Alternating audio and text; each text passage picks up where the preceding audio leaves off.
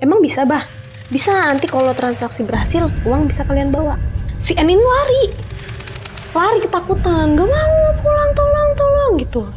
Sampai yang terakhir ada bunyi kuda kak, kuda yang ada bunyi kerincingannya itu, nah lonceng itu ya, cing cing cing cing cing cing cing cing cing itu. Dia langsung nunduk gini, katanya tuh wangi banget, gila, aku tuh nyium wangi banget. Tapi buat ngangkat kepala untuk melihat seperti ini, dia segan, nggak bisa, nggak berani.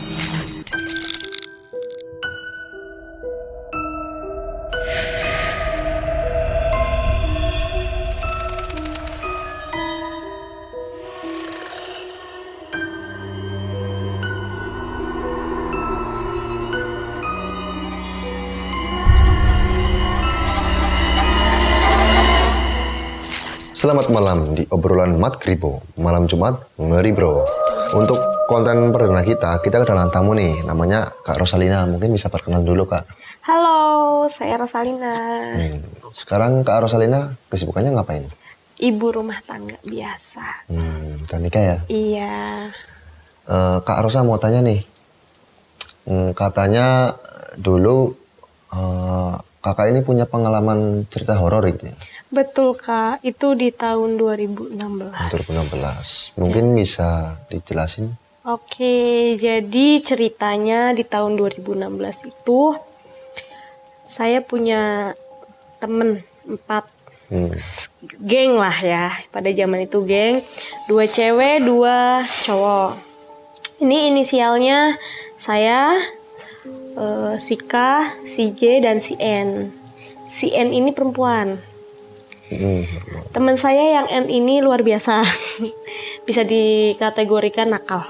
Dia nakal, dia hamil duluan, dan pacarnya, kekasihnya tidak mau tanggung jawab. Oh begitu. Itu kok yang G sama K itu perempuan juga? Itu laki-laki. Kan tadi semuanya saya sebutin 2 laki-laki, 2 perempuan. Gitu. Lanjut.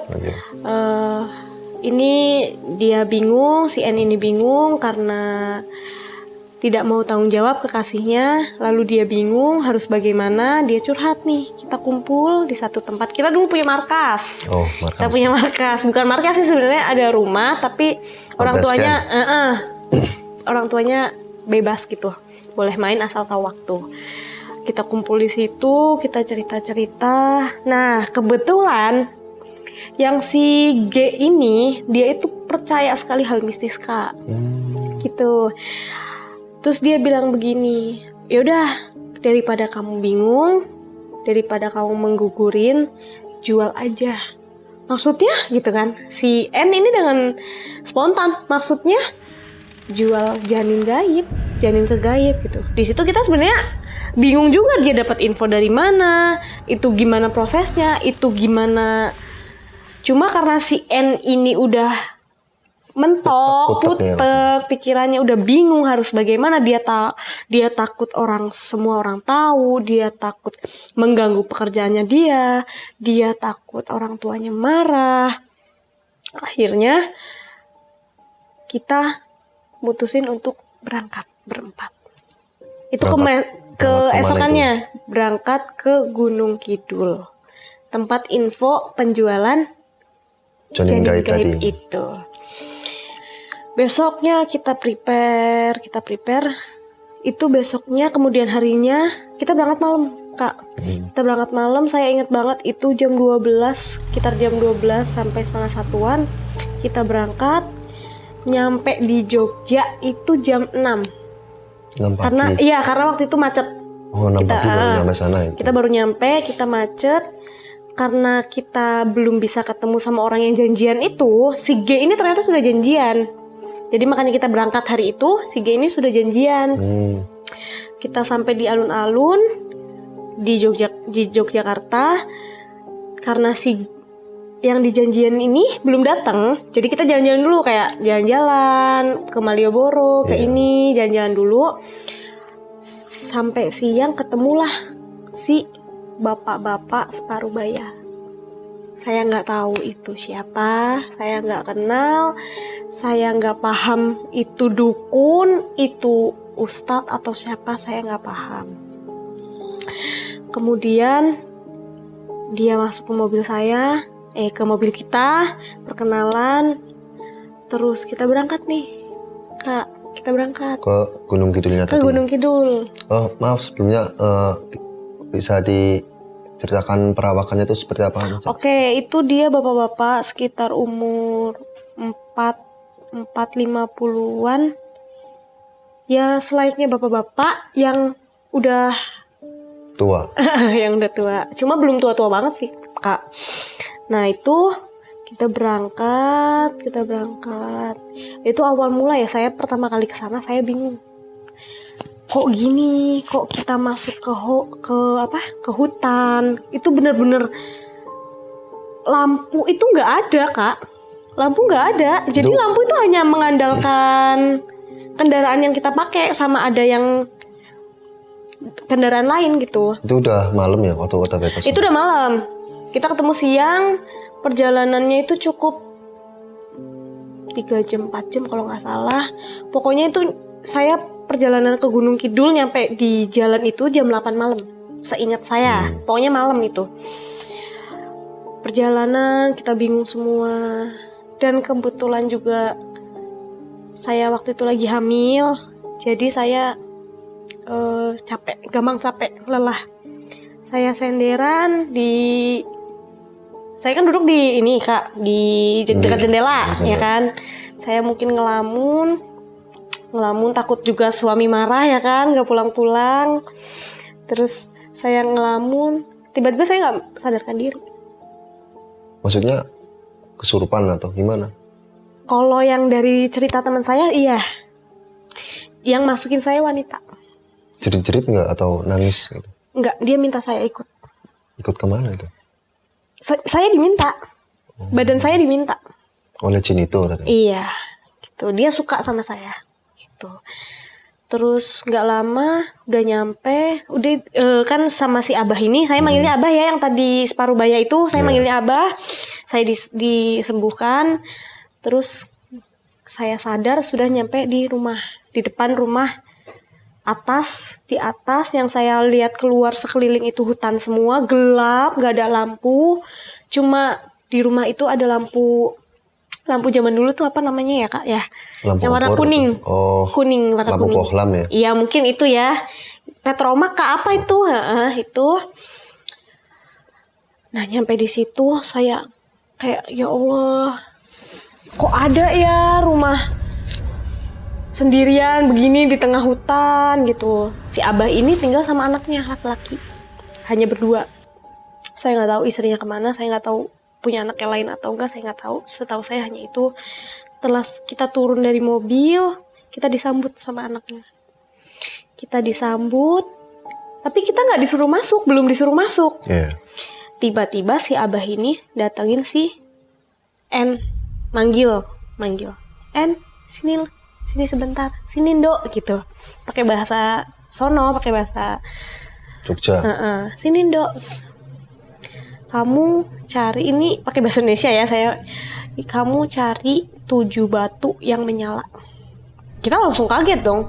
Kayak saya, si G sama si K kaget dong. 7 batu yang menyala. Batu kan sama aja warnanya, ya kan? Gelap gitu kan. Terus si Abah bilang, udah itu cuma dia yang bisa lihat nyari itu. Terus kita disuruh masuk, si N ini di depan nyari tuh 7 batu yang nyala. Dia jadi keliling gitu. Ini kan rumah gini ya, rumahnya tuh rumah-rumah tua gitu loh Mas, yang kayak di Rajut gitu. Iya, anyaman gitu. Rajut gitu kan. Ini rumah dia keliling gini. Padahal sini tuh ada sumur tua, sini udah hutan itu, hutan aja, sini jalanan. Tapi rumahnya tuh di pinggir jalan gitu, ngerti gak sih? Kayak ini rumah, ini jalan. Iya. Gitu. Terus apa itu Mas? Tahu aja. Terus apa? Tadi sampai mana itu? Yang rumah. Oh ya, rumah di pinggir jalan. Terus nggak lama si N ini masuk. Bah, saya sudah nemu. Si N ini dibekalin kain putih, kayak kain mori mungkin tapi kecil. Dibungkus gitu, dikasihkan ke Abah. Lalu kita suruh duduk bareng. Si N ini dipanggil sama Abah. Dia disuruh mandi. Malam-malam gitu. Iya, itu mandi kembang 7 rupa. Mandi kembang 7 rupa, 7 kali siram. Lalu sudah selesai. Oh ya, maaf, sebelumnya kita dikasih tahu dulu. Si N juga dikasih tahu. Kayak ditanya, kenapa kamu mau seperti ini? Kenapa kamu mau datang ke sini? Kenapa Tujuannya gitu ya. dan apa tujuan kamu ke sini? Akhirnya si N ini menceritakan, saya hamil, kasih saya tidak mau tanggung jawab. Dengan adanya info ini, saya berniat. Karena menurut saya, ini dari N ya, ini suaranya si N.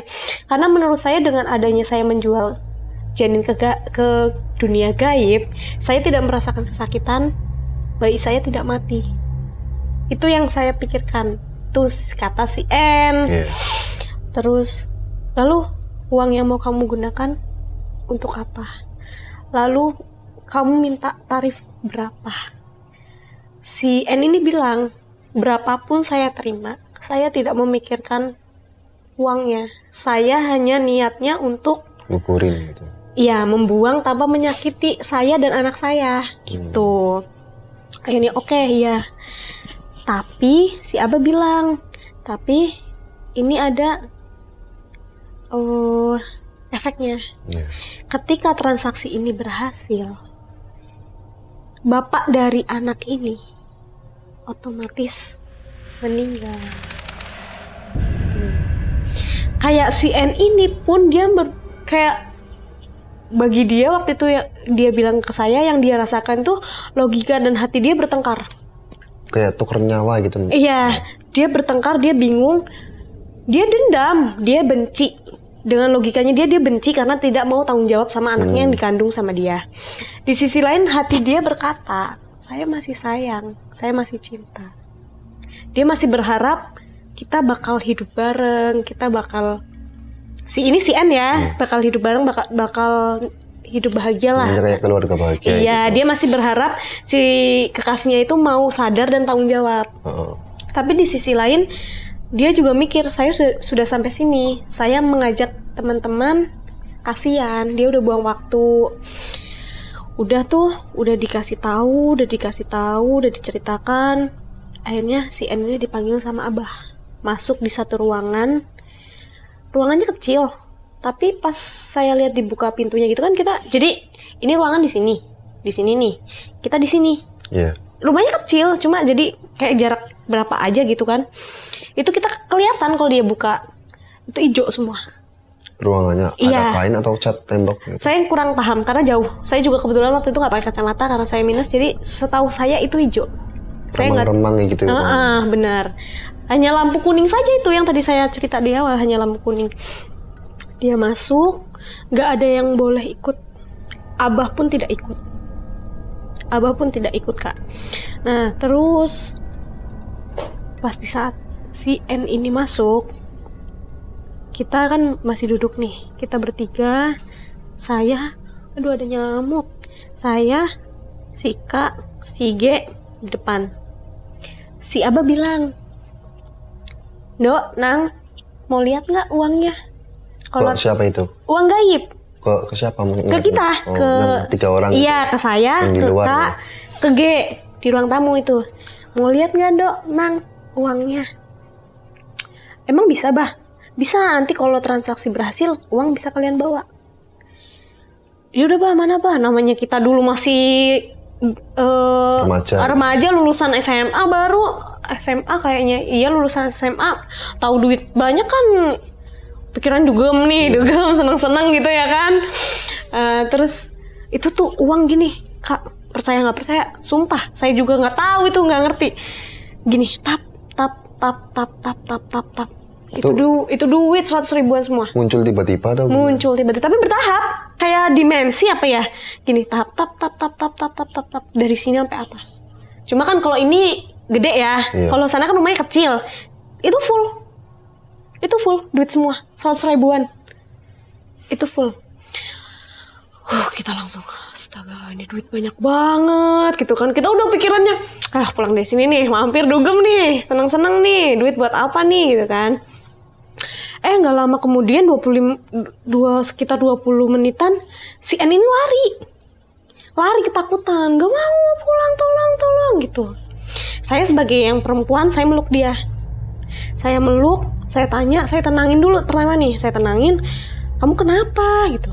Kamu kenapa gitu. Nggak mau, saya nggak kuat, saya mau pulang, ampun saya nggak kuat.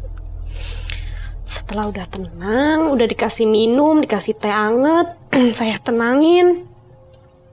Akhirnya dia cerita, kamu di dalam ngapain aja, disuruh ngapain gitu kan. Terus dia cerita, ini abah nggak ada.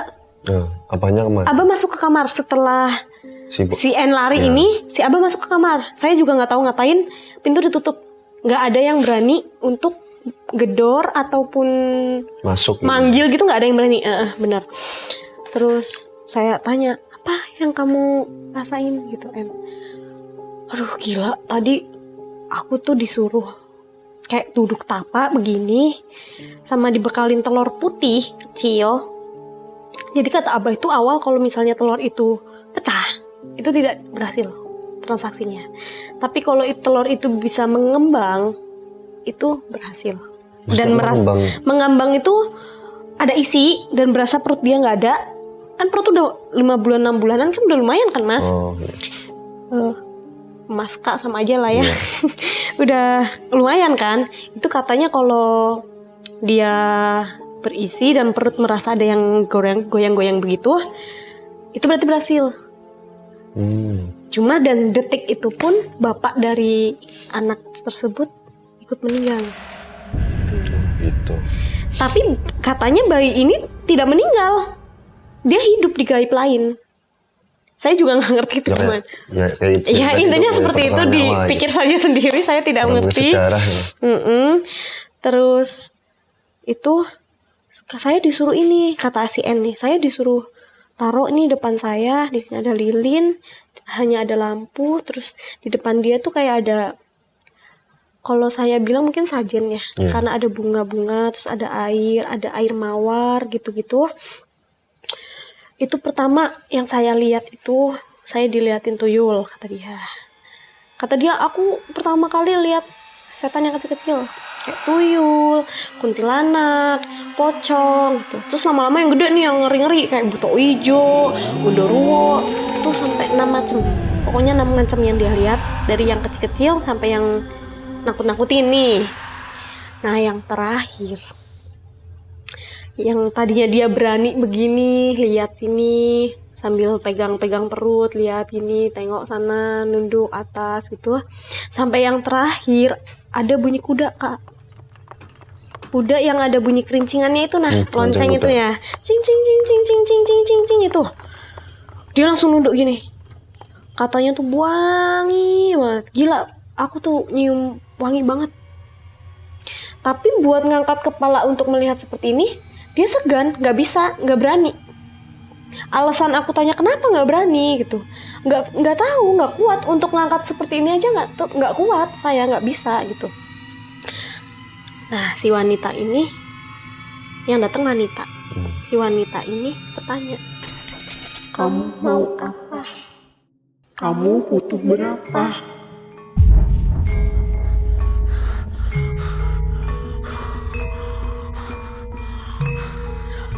Itu suaranya katanya dermawan sekali. Dari suaranya tuh dia ngerasa wanita itu dermawan, tapi halus sekali, lembut sekali. Tapi dia takut gitu. Kayak udah tinggi buat ilmunya. Iya gitu mungkin. Dan katanya itu Nyai Ratu Selatan, pantai selatannya Nyi Roro Kidul. Nah ya itu. Dia nggak kuat, dia lari itu. Udah saya nggak kuat, saya mau pulang, kata dia kayak gitu. Akhirnya setelah dia cerita seperti itu, dia mandi lagi nih, karena gagal kan, sudah gagal, nggak bisa mandi yang mandi lagi. Kepala kita enggak, saya nggak ngerti itu air apa. Mandi lagi, mungkin pembersihan. Pembersihan, dia mandi lagi, terus kita pulang. Itu tadi uangnya gimana? Oh ya maaf, untuk uangnya saat si N lari ini, itu uang kayak gini, tap hilang. Yang Kok bisa tadi ya? nggak ngerti, saya juga nggak ngerti, mau dipikir pakai logika pun saya nggak ngerti. Tapi nyata dan itu saksi hidupnya masih ada. Itu bukan ngada-ngada kan? Ya saksi hidupnya masih ada. Mungkin kalau umur saya masih panjang, saya dipanggil lagi ke podcast ini, saya bisa bawa orang itu untuk wawancara di sini. Tuh. Itu benar-benar kayak tap. Kalau tadi pertama muncul kan gini kan? Iya. Tap naik gitu. Ini nggak turun. Dup, tapi cepet. Durasinya cepet. Dup gitu. Kayak gitu Kak. Itu gagal, kayak kita juga ada rasa kecewa. Kenapa gagal gitu kan? Cuma kita juga nggak bisa. Kita berarti egois dong. Kalau kita mau marah sama si N, berarti kita ngarah uang. Iya. Ya kan? Sedangkan si N ini kita belum tentu di mulutnya dia ingin melakukan, tapi hati dan pikirannya belum tentu dia mau melakukan dengan ikhlas. Iya, betul sekali. Dengan beneran gitu kan. Akhirnya kita bergegas pulang, tapi tidak langsung pulang. Kita berhenti dulu salah satu hotel, kita istirahat, kita check in bareng-bareng. Terus kita pamit sama Abah juga kan, kita minta maaf. Nah, di perjalanan pulang ini saya kemasukan lagi. Kesurupan lagi. Saya nggak sadar, cuma saya versi dari cerita dari teman saya, si Kak dan N ini cerita. Pertama saya nangis, saya ketawa, ngamuk. Saya dipegangin teman-teman saya ngamuk gitu kan. Nah teman-teman saya kan bingung, nggak ada Abah. Sedangkan tadi berangkat kan ada Abah. Itu ini yang nyembuhin siapa gitu? Yang nyembuhin ini YouTube, nyetel YouTube. Oh kayak itu kayak apa? Surat-surat di YouTube. Surat-surat di YouTube sambil si N ini manggilin nama asli saya, suruh sadar gitu. Nggak tahu gimana, pokoknya saya sudah sadar, saya udah di hotel. Gitu. Udah nyampe gitu. Terus kita bingung nih. Kita anak lulusan SMA, belum ada pekerjaan, kita bingung. Mobil rental, duit nggak jadi, ya kan? Kita bingung mau gimana bayarnya. Akhirnya kita cerita, ngaku sama bapaknya si N. Oh sama bapaknya ngaku. Terus gimana itu? Maksudnya dimarahin? Tapi tidak mengaku untuk habis melakukan itu. Mengakunya untuk liburan, tidak bisa bayar mobil gitu kan. Sudah nih, udah dibayar, udah selesai, udah aman, nggak ada kejadian apa-apa nih. Saya, si N, si K, dan si G nggak ada kejadian apa-apa, aman. 2 hari kemudian saya nyampe di rumah, badan saya ngerasa aneh. Aneh? Saya dan N sering kemasukan. Kebetulan saya sama N itu hidup bareng. Kadang dia tidur di tempat saya seminggu, sebulan. Kadang saya yang di tempat si N. Saya tuh udah kayak kakak adik. Iya gitu. Saya dan si N sering kemasukan. Sampai akhirnya orang tua saya, ibu saya masih hidup, silakan tanya ke ibu saya, memanggil orang kiai, orang ngerti agama yang bisa menyembuhkan. Saya diruqyah, si N diruqyah, dan alhamdulillah sudah tidak ada apa-apa lagi. Saya sudah menikah, sudah punya anak 1. Si N juga sudah menikah dan sudah punya anak 1. Si N beda, sudah bukan kekasih yang dulu, sekarang nikahnya ada orang baru lagi. Sama orang yang dia sudah jauh lebih bahagia hidupnya sekarang. Begitu dari kisah pengalaman horor saya. Oke, terima kasih sebelumnya atas kedatangan Kak Rosalina yang telah menyempatkan waktunya untuk datang di podcast malam Jumat ini. Dan dari sepenggal ceritanya kita tinggal ambil positifnya saja ya, dan negatifnya ya buang-buang saja, buang jauh-jauh lah. Lalu apabila kalian suka dengan konten ini ya yang membahas horor ataupun misteri, jangan lupa subscribe, like video ini, share ke teman-teman, dan bila ada kritik dan saran tinggal komen saja. Dan jangan lupa aktifkan loncengnya. Selamat malam dan sampai jumpa.